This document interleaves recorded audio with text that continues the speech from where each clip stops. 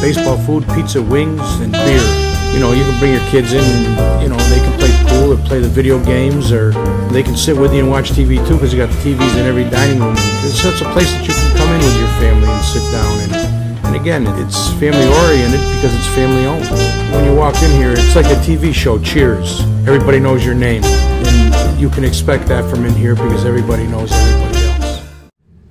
Weekend edition of the Sideline Guys here at sidelineguys.recordernews.com. Brought to you as always by our friends at Crystal Ristorante, 72 Lion Street at Amsterdam. Visit them on the web at www.crystalrist.com. Alongside Michael Kelly, I'm Adam Schinder, and today begins with a scheduled doubleheader, a long stretch for the Amsterdam Mohawks. 23 days, 25 games. Right, yeah, not a misprint. 25 games, 23 days.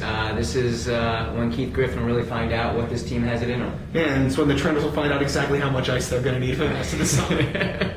Well, hopefully it's not too warm so they're not going through it. It starts tonight, scheduled a doubleheader with the Glens Falls Golden Eagles, and that's really the start of a very trying stretch for this team. If they're going to make a move out of being 4-5 through the first 9 games, it needs to happen quick. Yeah, and kind of the tough thing for them, we were just talking about a minute ago, is of these first 9 games, only 2 have been at home. And even during this stretch, mostly on the road. They really don't have long home stretches until after the All-Star break, which is where this upcoming stretch is going to take us. I was talking to Keith Griffin yesterday. His hypothetical is 16-9. That's what he thinks they would need to do to really put themselves in a position to be solid going into that All-Star break. Yeah, and that's pretty much where you want to be. If you're 20-14 with 14 games to go, that's going to be a good spot for this team. Right now, what they're just going to need to do, they're going to need to start hitting early in these games. Mm-hmm. Too many times against pitchers they haven't seen yet, they're going 4 or 5 innings, you notice every game, 4 or 5 innings before the offense really gets on the board. Really hurt them Wednesday night at Elmira when they fell down 5-0, nearly came back to take that game. Right, and I mean, because it was basically, for both of those Elmira games, there was basically no hitting for the first 6 or 7 innings, and then they kind of came to life more so on Wednesday. Tuesday was not really the greatest effort from the team, or as Griffin said, it was their worst game of the season by far. But I think even bigger than that is the team's defense has been so shoddy. They've already allowed, they've allowed 36 runs this year, 7 have been unearned. They come at critical points, and you just can't give away runs like that, especially in a wood bat league where the hitting's not really what it is in the college game. Yeah, and it's come at different spots just because they've been shuffling guys in so many different positions. Third base, has it been Matt Mack? Has it been Caleb Bryson? Second base has been a rotating wheel. First base has had a number of different guys. Really the only infielder who's played consistently solid defense every game has been Zach Shank at shortstop. Mm-hmm. And another thing too is that the majority of the errors haven't been errors to let guys get on base. It's guys already on base and there's pass balls with the catchers. They've already had 4 or 5 of those this year, so then you're getting guys in scoring position. So it's a little bit worse. They're really bad errors. Yeah, and with this team's ability to keep the ball out of play, pitchers have a tremendous strikeout to walk ratio as a staff. Really, this team not walking very many guys at all. And that is something, if they can keep that up and improve their defense, you're going to see the ERAs on a lot of these pitchers start to shrink, especially the starters. And that's also something, too, where it's not necessarily on the fielders, that some of these pitchers, again, this is something we were just talking about off air, some of these pitchers have had bad luck. When you look at Mark Leiter's peripheral numbers, the strikeouts are there, not really walking that many guys, but anybody who's putting the ball in play is getting a hit. And most of them are going for extra base hits, which is a trend that probably won't hold for the entire season. No, but what they're going to want to do is they need to get these pitchers to start working with leads. I mean, they're going to want to give these guys some leads. The offense has been it's been inconsistent. There hasn't been one guy night to night. Jude Vadrin's leading the team in hitting at a little over 400 right now.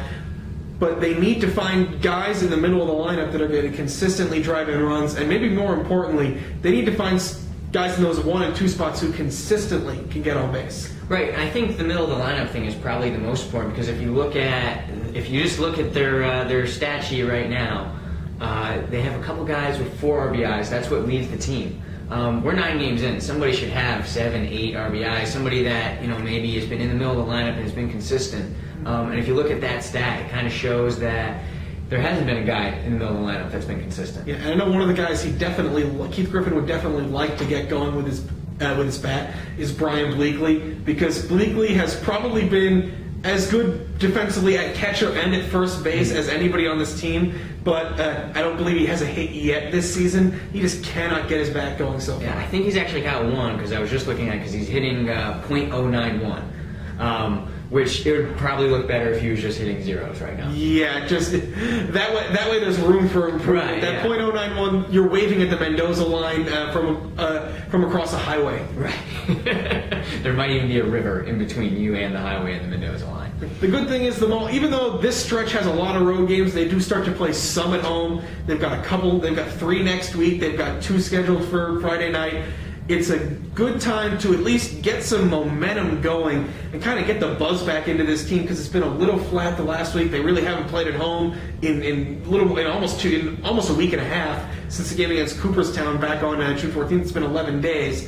So it's going to be good for this team just to not have to travel, to not have to make that long 2-night trip to Elmira. It'll be a good thing for this team just to try and get some momentum going. Yeah, because that's kind of one of the undervalued things about how this league works is it's not like the major leagues where you go to a city, you stay there for a few days.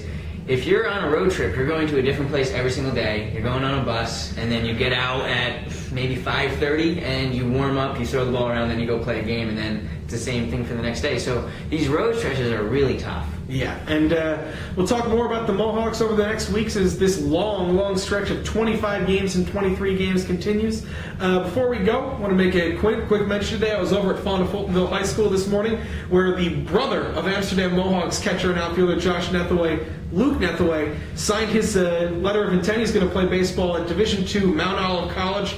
Real power in Division II down in North Carolina. One of the current Mohawks, Chris Barone out of Gloversville, is at Mount Olive right now. So really one of these kids who is a 3-sport athlete. He was all-state in football, 3rd team as a linebacker. He was our boys basketball player of the year this past year at the Recorder, and led his team in RBI with 15, despite the fact that he only played 6 games before in the first inning of the 7th game he was knocked out for the rest of the year with a broken finger. He hit 11 home runs in a high school baseball season last year, which is just tremendous. That's basically a home run every 2 games. And primary position is catcher. His brother Josh was saying that when he goes down to Mount Olive, might play some catcher, some first base, some outfield. So he's versatile too. So he's going to probably be able to get some at-bats during year 1. Oh yeah, he told me that the staff down there told him they want him to be a catcher, probably catch every other day as a freshman, hopefully become the everyday catcher. He's a bit taller than his brother, about 6'3.5", 6'4", a little bit rangier, tremendous power, very, very athletic, very versatile. I've seen him play 4 or 5 positions in his high school baseball career, so it'll be very interesting to see how he comes, and maybe he'll be following his brother's footsteps, be an Amsterdam Mohawk one day. But until we see about that, we'll see you again on the Sideline Guys. For Michael, I'm Adam. We're the Sideline Guys. We'll see you next time at sidelineguys.recordernews.com.